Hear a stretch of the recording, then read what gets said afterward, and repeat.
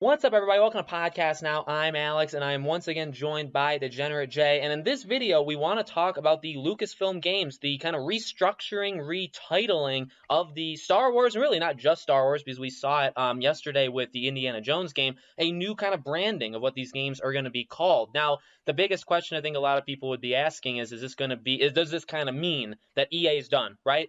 Kind of. I think that's kind of where we're going to go for it, and Jay and I will talk about that as the video goes on. They can't do anything yet. The deal with EA does not expire until the end of 2023. So in this video, we'll talk about maybe what we think maybe the last dying years of EA with Star Wars will be, and then maybe what Lucasfilm Games can do with the brand afterwards. Before I jump too far into it, firstly, make sure you guys are subscribed here, have the bell icon turned on, and also if you guys have not followed Jay or subscribed or any of that stuff, I'll leave his stuff in the description below. He's got a main channel, second channel, Twitter. Phenomenal guy. This is right up his alley. He's talked about Star Wars quite a lot. Jay, thank you so much for being on this video with me. Yeah, man, thanks for having me. It's going to be an interesting ride. What they're doing with Star Wars is quite odd. It is. I didn't expect it. So I guess the first part of this journey, or the first part of this video, is talking about that. So, we got the trailer. It was like a 2.5 minute trailer. They kind of recapped and showed all the games that I guess you could consider like are still alive, right? And they showed a lot of games that are still ongoing, games that are still coming, which includes the Lego Star Wars, the Skywalker saga. And they, at the very end, they talk about rebranding. So it's called Lucasfilm Games. And again, you see with Bethesda, they talk about the Indiana Jones game is under a Lucasfilm Games kind of name. So I guess, again, does this mean that they're done with EA? Well, again, the license or the contract doesn't expire for 2 more years. I keep forgetting we're in 2021. So I guess 2.5, 2.75, we're just beginning this year, right? So they still have some time. They still have some games that we know. We know Jedi Fallen Order 2 is most likely happening. We know maybe even a Battlefront 3. Can they squeeze that in with enough time to spare, right? So, Jay, what do you think? Do you think this is the end of EA? What do what games do you think they can kind of squeak out? And what do you think happens once the deal expires? So the exclusivity, yes, I think that this is pretty much the end of it. Otherwise, this would not be made. There would be 0 point at all, because you could just so here's the thing with this. I dropped my phone, sorry about that. Here's the thing with this. A lot of people are not sort of seeing the bigger picture with what this actually is, and it's not just that Lucasfilm Games is a developer. It's more like a label. So it's like they can slap Lucasfilm Games on stuff. If you actually look closely at some of this announcement, I was watching some other videos about it too, like deep diving into what it actually is and sort of the details of it. It could sort of be like this: Alex, I'm Disney and Lucasfilm, and you are Alex Productions. You're a small indie studio. Yeah. Well, you could actually pay to put Lucasfilm Games on your game if you're developing something for us. And what that means is it's sort of like we are giving you a logo to slap on your game that basically says, hey, this is Lucasfilm, but you can still be a different, not owned by us developer and make stuff for us. This is kind of how Star Wars was before. They had LucasArts, yes, but they still allowed other production companies to make things for them. And they could put LucasArts on it, or they could put, Star Wars on it.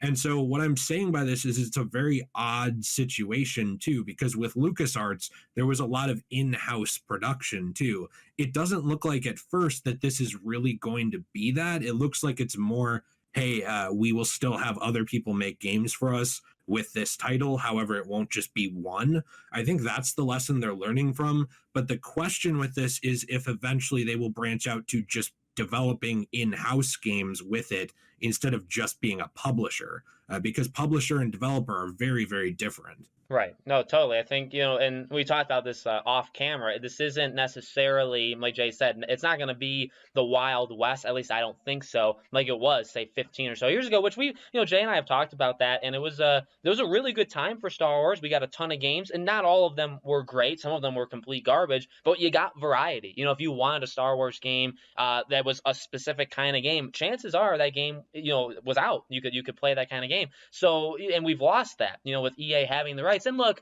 I really don't think there's going to be many EA sympathizers out there in the world. I think generally people kind of do want the thing to be gone. I mean, like what they've done with Fallen Order was phenomenal, and I hope obviously they continue it. And by the way, doesn't mean that they still can't do stuff, because they can. Like Jay just said, I mean, there's definitely avenues for them to still, if they want to continue making Fallen Order games or Battlefront games, they can. But if somebody else feels like they want to, or however that ends up boiling down, they could. So it really is the best for everyone, because it's not going to be constricted to EA, just EA, which I don't think anybody really wants, but it's also probably not going to be a wild, wild west that it was. It's probably going to be somewhere in between, where maybe maybe we are guaranteed 1 to 2 Star Wars games a year, just because different publishers and different developers are making it. But it's good. I think it's going to be better that way. You know what I mean? And they don't. Again, it's not going to get too crazy where you're just having random games that are absolutely terrible. Hopefully, they can kind of constrain it enough where it works. And like Jay said, yeah, I mean,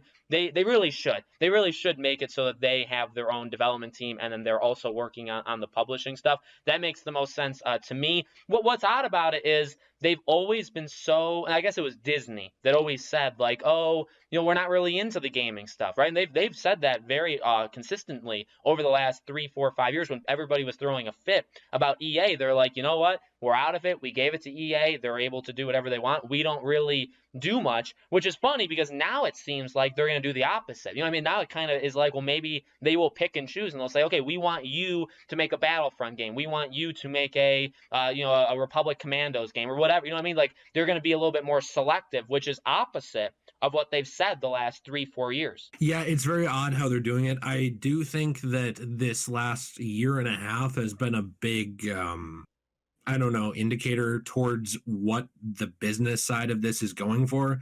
Because if you look at it, film has struggled, TV has done well, but you have to get people to actually sign up for streaming services, and those things are doing well during quarantines and stuff too. But they have looked at that, and there is a limited shelf life, I guess, on new subscriptions to streaming services, because once everything goes back to normal-ish, you are going to have people who don't have time anymore, who are back at work, or back at work full time, or not at home, who are going to drop streaming services. And so then it kind of comes down to, with this whole filmmaking thing and video games have been consistently successful. I mean, video games have been launching and doing record sales numbers just across the board, because people are at home buying video games. And so I think that it's more like Disney kind of looking at this and saying, oh, video games are that profitable during the right conditions, and they're struggling. Nobody wants to talk about it, but Disney is struggling. They're struggling with theme park attendance.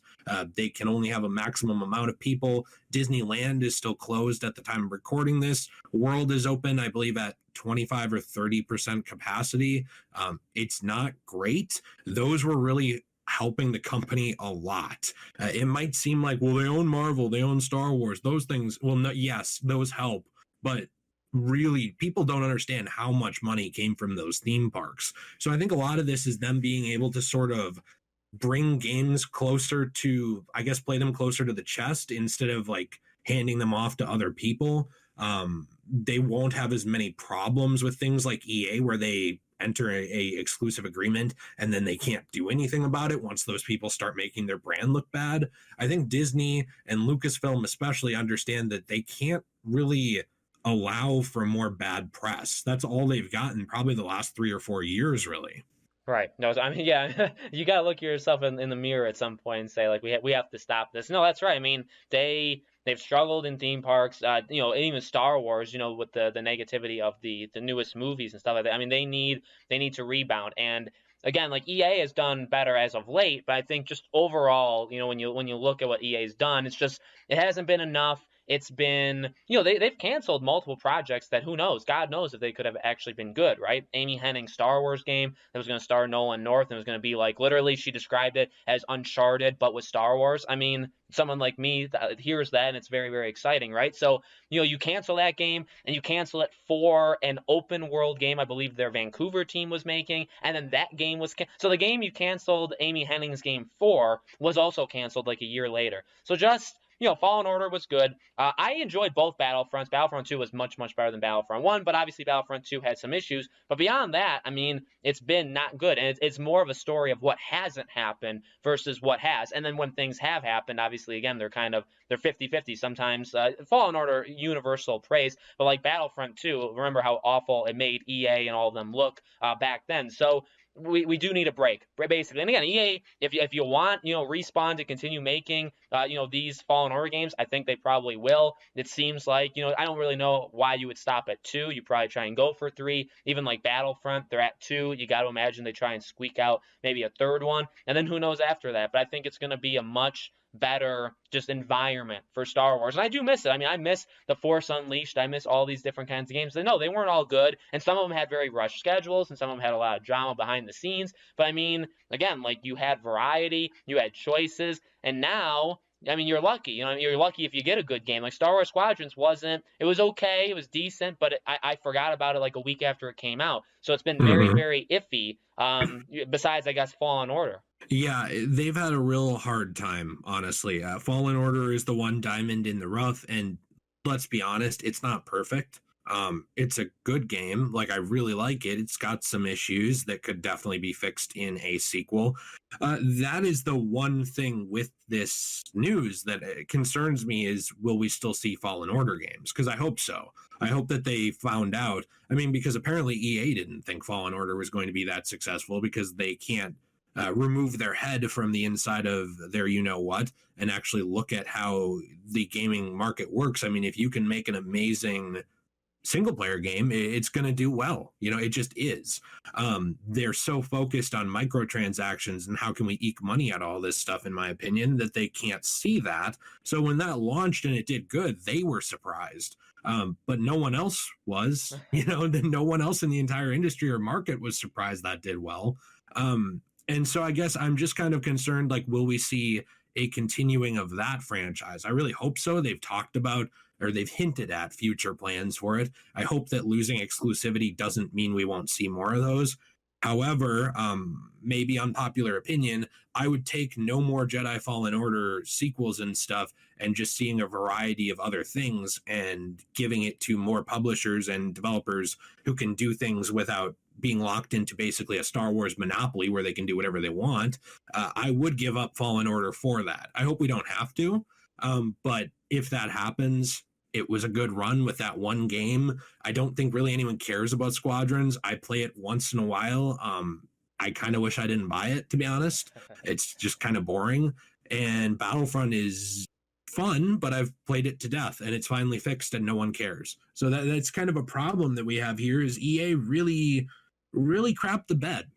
And it's a situation for like, you ruined it for everybody, because we're probably not going to see another deal like this with Star Wars, I don't think, where it's one developer. But frankly, I'm fine with that. I think it's better that way. It's just EA came in, took that deal, and made that kind of deal look bad across the entire industry. Well, you know what, Jay, and to end this video, EA, once they lose the license, okay, it costs them a lot of money, you imagine, they can use that money, and we know that they were interested in Warner Bros. They'll just buy Warner Bros. I think that would probably solve all of our issues right there. So I think so, yes. Yes, and we'll just leave it there because I think that's a perfect ending. So let us know what you guys think in the comments below. Do you think this means dropping EA? What do you think the future Star Wars games hold, the future of Star Wars games? Let us know in the comments. As always, make sure you guys are subscribed to this channel. Hit the bell icon so you guys know when all these videos go up. Like I said, I'm going to leave all of Jay's stuff in the description and pinned comment. His main channel, his second channel, and his Twitter. He does an amazing job. He's talked about Star Wars a ton